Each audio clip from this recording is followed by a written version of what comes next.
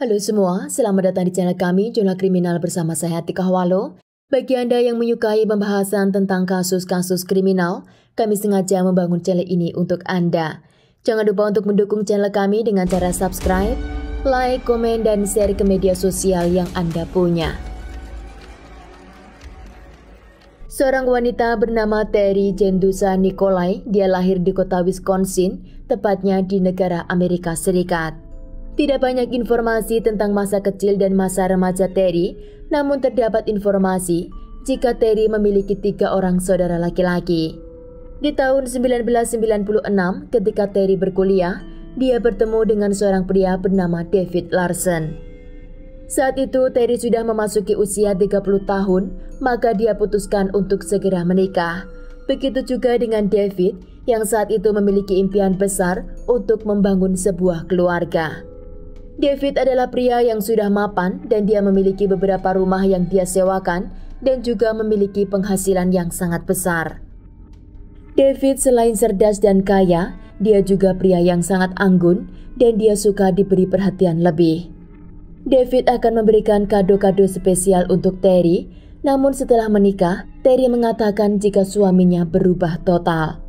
David yang dulunya sangat ramah dan sopan, kini dia sering memarahi orang-orang di jalan tanpa alasan hanya karena dirinya yang sedang capek. Walaupun begitu, Terry melahirkan 2 orang anak perempuan dari suaminya dan sikap David semakin hari semakin menjadi. Dia akan memukul dan membenturkan kepala Terry ke tembok jika apa yang dia mau tidak sesuai. Bukan hanya itu, David selalu menyudutkan Terry atas kemarahannya bahwa dia marah seperti itu karena kesalahan yang dia perbuat. David juga mengatakan untuk Terry berubah dan menurut apa yang dia perintah agar tidak membuatnya marah. Terry sebisa mungkin berbuat seperti apa yang David mau supaya David senang dan juga tidak marah kepadanya.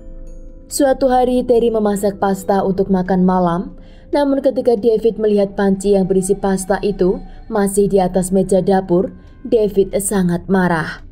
Terry saat itu memiliki bayi yang berusia 2 bulan dan sambil menggendong bayinya, Terry dibenturkan kepalanya ke tembok. Terry baru tersadar bahwa suaminya bukan bahaya untuk dirinya sendiri, namun dia juga sangat membahayakan kedua anaknya. Terry kini memikirkan bagaimana cara agar dia bisa keluar dari rumah tersebut bersama dengan kedua anaknya. Terry berusaha mengajukan gugatan cerai walaupun David sangat tidak menyukainya.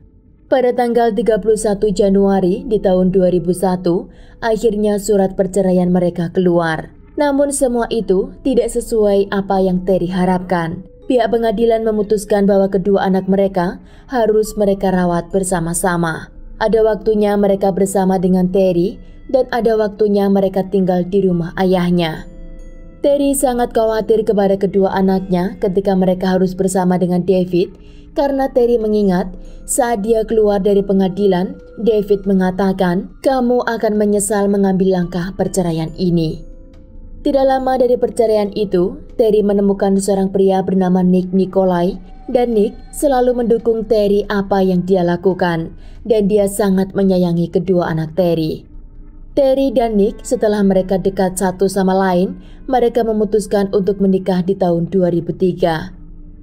Di sisi lain, David mengetahui kabar tentang pernikahan Terry dan dia menemui Terry di suatu tempat hanya untuk mengatakan bahwa di mata Tuhan mereka masih terikat pernikahan dan Terry akan menyesal dengan pernikahannya baru tersebut. Pada tanggal 31 Januari di tahun 2004, adalah 3 tahun anniversary perceraian David dan Terry. Hari itu David sudah beberapa hari bersama dengan kedua anak mereka yang bernama Holly yang saat itu berusia 4 tahun dan Amanda yang saat itu berusia 6 tahun.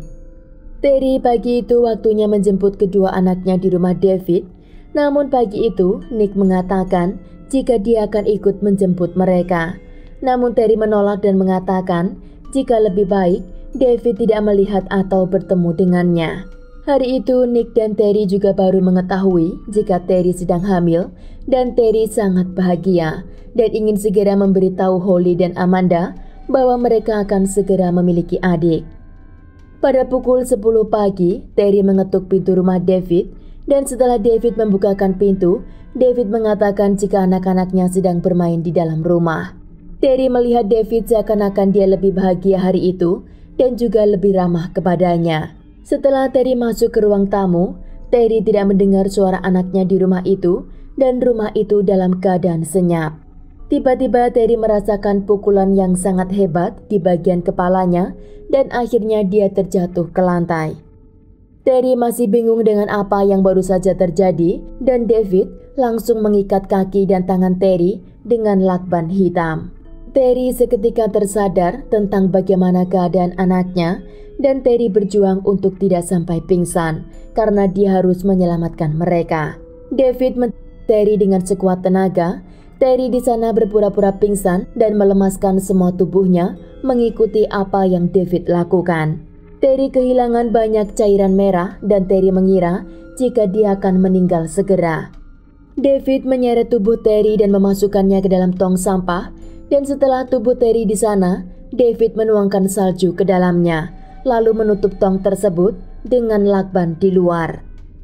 Setelah tong sudah tertutup rapi, David mendorong tong itu masuk ke dalam mobil truknya yang ada di garasi. Lalu dia menyetir ke suatu tempat. Terry di dalam tong itu sangat khawatir jika dia meninggal, kedua anaknya akan jatuh ke tangan David dan mereka juga akan menderita. Terry terus berdoa dan berjuang agar tidak sampai terlelap dan Terry baru mengingat jika di jaketnya masih ada handphone yang David tidak ambil. Terry mengambil handphonenya di dalam jaket dan segera menelpon polisi dan di saluran telepon itu Terry mengatakan bahwa mantan suaminya berusaha membunuhnya dan dia segera meminta bantuan untuk mencari di mana keberadaan mereka. Pihak operator mengira jika pengaduannya tersebut adalah prank, namun ketika Terry mengatakan nama David dan juga alamat lengkapnya, pihak operator baru percaya. Terry juga menghubungi suaminya Nick dan mengatakan agar segera mencari bantuan. Nick langsung menghubungi polisi dan mengatakan jika istrinya hari itu mengunjungi rumah mantan suaminya dan kini dia menghilang dengan kedua anaknya. Nick memberikan alamat David ke polisi dan polisi segera menuju ke rumah David. Terry masih sangat khawatir jika David akan membuang tong sampah itu di hutan, maka tidak akan ada orang yang menemukan dirinya. Terry berusaha bergerak di dalam tong agar orang yang berjalan di samping mobil itu melihat pergerakan tong tersebut. Namun sayangnya David melihat dari kaca depan bahwa tong itu terlalu bergerak. Dan David tiba-tiba berhenti di tengah jalan, lalu dia membetulkan posisi tong tersebut. Sebelum David kembali menyetir, tiba-tiba handphone Terry berdering dan David mendengarnya. Di sana David turun lagi dan mengambil handphone dari dalam tong, lalu menutupnya lagi dengan lakban. David mengira jika Terry sudah dalam keadaan meninggal dan dia tidak tahu jika Terry baru saja menghubungi polisi. Terry tidak punya harapan lagi setelah David mengambil handphonenya dan tidak lama Terry mendengar suara mobil polisi yang sedang mendekati mobilnya. Terry sangat bahagia bahwa dia akan selamat dan dia bisa melihat kedua putrinya. Namun setelah mobil polisi itu berjalan di samping mobil David, mereka tidak berhenti dan hanya melewatinya begitu saja. Ternyata polisi saat itu sedang menuju ke rumah David dan mereka tidak tahu jika Terry, wanita yang melapor itu, sudah mereka lewati di tengah jalan. Terry tidak tahu apa rencana David untuk dirinya dan kini Terry hanya bisa pasrah kepada Tuhan. Polisi sampai di rumah David dan mereka masuk ke dalam rumah itu, namun tidak menemukan satu orang pun di sana. Mereka menemukan ruangan itu penuh dengan foto pernikahan dan juga foto kebersamaan keluarga. Polisi juga menemukan kotak senjata api dalam keadaan kosong, yang itu berarti David membawa senjata tersebut. Di lantai ruang keluarga terdapat cairan merah yang masih basah dan juga ada celana dan baju wanita dengan lakban di bagian kaki dan juga tangannya. Penyidik tahu jika Terry dan kedua putrinya dalam keadaan bahaya dan polisi harus segera menemukan mereka. Polisi berusaha mencari lokasi dari handphone David dan Terry dan ternyata handphone itu berada di wilayah Milwaukee yang dimana jaraknya sekitar 1,5 jam dari rumah David. Di rumah David ditemukan surat dokumen yang ternyata David memiliki beberapa properti di wilayah tersebut. Polisi mendatangi setiap rumah yang ada di Milwaukee dan mereka menemukan mobil Terry berada di dekat salah satu rumah milik David. Namun ketika polisi membuka mobil tersebut, tidak ada tanda-tanda Terry atau keberadaan kedua anaknya. Di 3 rumah milik David juga tidak mereka temukan Terry ataupun kedua anaknya, dan kini polisi semakin khawatir. Terry dan David masih dalam perjalanan dan tiba-tiba David berhenti di suatu tempat.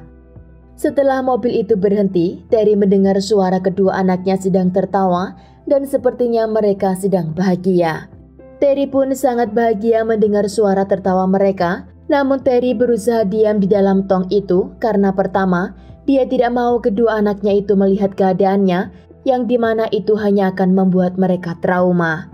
Kedua, walaupun Terry berteriak dan mereka tahu apa yang terjadi, kedua anak itu juga tidak dapat menyelamatkannya, atau bisa jadi David akan membunuh mereka semua. Menurut Terry, mendengar suara mereka bahagia sudah menjadi obat dan kekuatan baru bagi Terry bertahan hidup di dalam tong tersebut. Terry tetap diam di dalam tong dan David menurunkan tong tersebut lalu mendorongnya masuk ke suatu tempat. Di atas tong David meletakkan beban berat dan Terry mendengar. Setelah itu David menutup pintu besi. Di sana Terry tidak lagi mendengar suara David atau mendengar suara kedua anaknya. Setelah 6 jam Terry berada di dalam tong tersebut, Terry berusaha keluar dari dalam tong dan dia berteriak meminta tolong. Namun tidak ada jawaban dari luar dan Terry juga tidak tahu di mana keberadaannya. Terry mendapat sedikit udara dari celah pintu tong tersebut, namun karena luka yang sangat parah, membuat tubuh Terry semakin lemah. Polisi terus mencari keberadaan Terry dan David, dan hari itu ternyata David bekerja di tempat kerjanya seperti biasa. 8 jam setelah Terry dinyatakan hilang, polisi menemukan David di tempat kerjanya, dan David dibawa ke ruang interogasi. Polisi sangat bingung bagaimana David berada di tempat kerjanya dengan mobil yang dilaporkan Terry dan dia dalam keadaan baik-baik saja. David sangat syok mendengar Terry dinyatakan hilang dan dia juga menawarkan kepada polisi untuk ikut dalam pencarian Terry. David mengatakan jika Terry hari itu tidak datang ke rumahnya dan dia juga tidak bisa menghubungi Terry. David mengatakan jika pagi itu dia berada di rumahnya saja dan baru datang ke tempat kerjanya di sore hari. Polisi menunjukkan handphone David yang berada di wilayah Milwaukee dan juga polisi menemukan mobil milik Terry. David tetap mengatakan jika dirinya berada di rumah sampai pada pukul 11.30 pagi. Namun polisi menunjukkan jika pada pukul 11.03 pagi, tim SWAT sudah memasuki rumahnya dan mereka tidak menemukan dirinya di sana. Polisi juga menjelaskan kepada David bahwa Terry menelpon polisi dan polisi juga menemukan baju Terry yang terkena cairan merah di rumah David. David terlihat sangat syok dan nervous dan dia sambil mengusap celana jeansnya. Polisi melihat jika di celana David juga terdapat noda cairan merah. David lalu merubah ceritanya dan kini dia mengatakan bahwa betul Terry pagi itu datang ke rumahnya. Namun ketika dia membukakan pintu untuk Terry tiba-tiba menyerang dari belakang dengan menggunakan palu. David untuk menyelamatkan dirinya, dia mengambil baseball dan juga menghantam kepala Terry. Lalu Terry dia masukkan ke dalam tong sampah dan dia letakkan tong itu di suatu tempat. David selama berjam-jam di ruang interogasi, dia terus bercerita bohong, namun polisi masih menunggu cerita David dan mereka berharap jika David akan mengatakan petunjuk di mana tentang keberadaan Terry dan kedua anaknya. Polisi tahu jika David adalah pria yang sangat bahaya dan kemungkinan David telah menyakiti ketiganya. Di sisi lain, Terry dalam keadaan kritis dan dia tidak punya penghangat karena salju di dalam tong itu membuat Terry sangat kedinginan. Terry merasa sangat ngantuk dan capek, namun dia tahu jika dia memejamkan matanya, kemungkinan dia tidak akan bangun kembali. Maka Terry berusaha membuka matanya dan terus mengingat masa-masa bahagia bersama dengan kedua anaknya. Menurut Terry hanya memori tentang kedua anaknya yang membuat dia bisa bertahan hidup di sana. Polisi terus menekan David untuk mengatakan di mana keberadaan Terry dan kedua anaknya. Seorang detektif masuk ke ruangan itu dan dia mengatakan kepada David untuk dia segera berhenti berbohong. David sepertinya tidak terima dengan tekanan tersebut dan akhirnya dengan desakan detektif, dia mengatakan di mana dia meletakkan kedua anaknya. Polisi segera meluncur ke alamat rumah tersebut dengan harapan David tidak akan berkata bohong. Polisi segera mengetuk pintu rumah tersebut dan ternyata kedua anak itu dalam keadaan selamat. Ternyata Holly dan Amanda David letakkan di sebuah rumah dengan pengawasan seorang babysitter. Polisi berusaha menanyakan kepada kedua anak itu di mana ibu mereka. Namun Amanda dan Holly mengatakan jika mereka belum bertemu dengan ibunya. Polisi kini menggeledah semua barang milik David dari dompet dan juga bajunya. Dan di dompet David, dia menyimpan banyak kartu bisnis.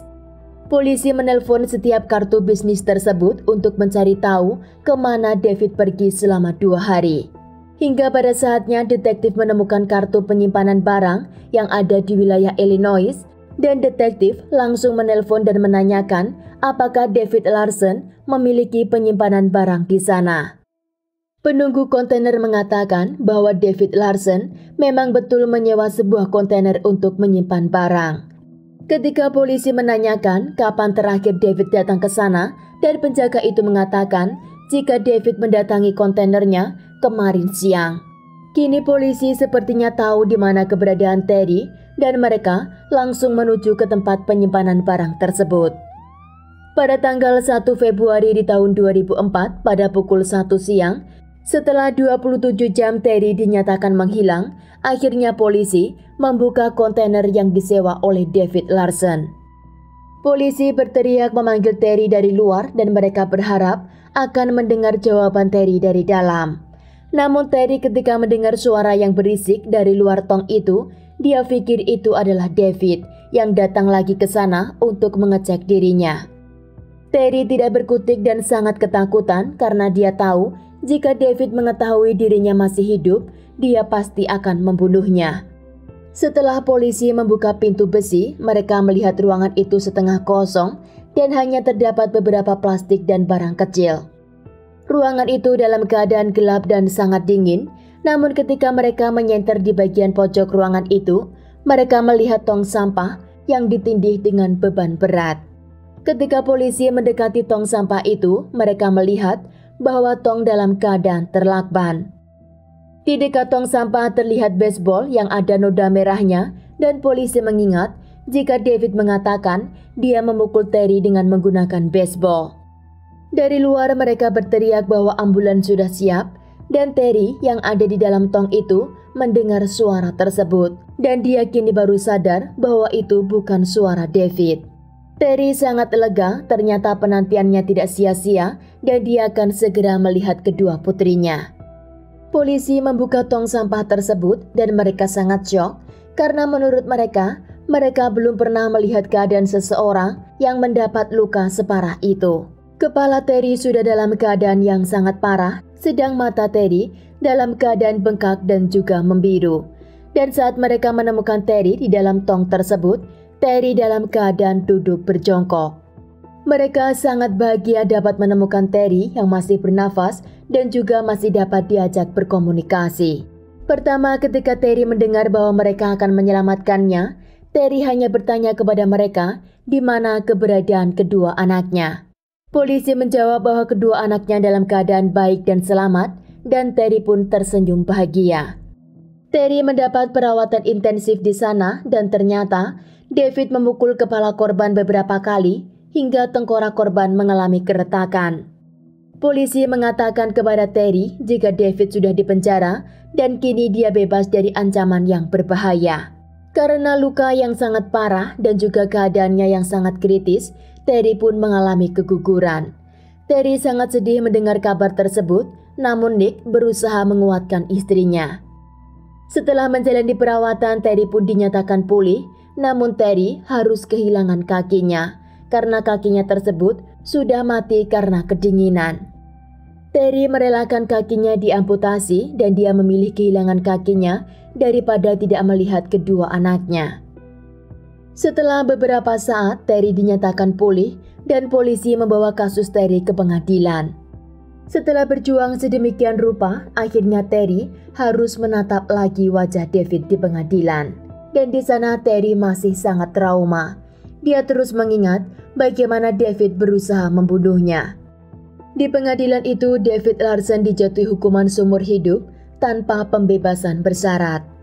David setelah mendekam di penjara, dia masih sering mengirim surat kepada Terry dan menyuruh kedua anaknya untuk menjenguknya di penjara. Jika itu tidak dia lakukan, maka dia akan melarikan diri dan akan mengejar mereka. Terry menjadi simbol survivor dari korban penyiksaan domestik, dan Terry kini memberitahu dan juga menyupport orang-orang agar berhati-hati dalam menjalin hubungan. Terry menjelaskan bagaimana ciri-ciri orang yang melakukan kekerasan dan bagaimana cara untuk menghindari dan juga meminta bantuan kepada orang. Setelah sekian tahun, akhirnya Terry melahirkan seorang anak laki-laki dari suaminya Nick Nikolai, dan juga kedua anaknya kini sudah menikah, namun Terry masih sangat dekat dengan mereka. Sekian kasus hari ini, jangan lupa tinggalkan like dan komen. Jika Anda tidak keberatan, klik tombol subscribe untuk mendukung channel kami. Terima kasih saya ucapkan kepada Anda para subscribers. Sekian, sampai jumpa di kasus berikutnya.